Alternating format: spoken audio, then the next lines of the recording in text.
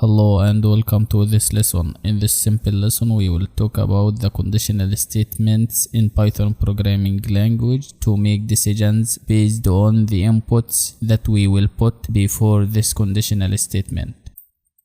First, let's use the input function to take inputs from users, and then we will create a conditional statement using the if keyword, elif and else. Just type x equals int, and in between the parentheses of the int function try to place the input function, and inside the parentheses of this input function try to place a string data type. Please enter an integer. This is just a simple sentence or a simple string. They will appear before the user enters the number. And after pressing the enter button, immediately after the first line we got this text here, please enter an integer. And we have entered the number 40 to evaluate the variable x now, so that we can use this value in the test expression for the if statement after that. Now we are going to start our if statement block.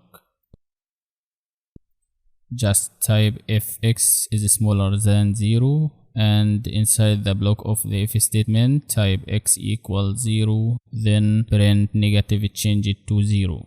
This is a very simple example.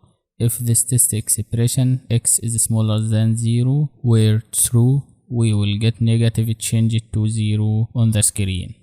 If this required is achieved, and that is that the value of x is smaller than 0, this message will be printed on the screen simply. But you know that the value of x is equal to 40 and it is not smaller than 0, and therefore nothing will be printed on the screen in this case. To solve this problem, it is the rule of the elif conditional statement to write another condition if the first condition for the if statement or the test expression is not correct or false. We'll say elif x equals 0, print 0. If the test expression for the elif conditional statement here is true, you'll see 0 string on the screen.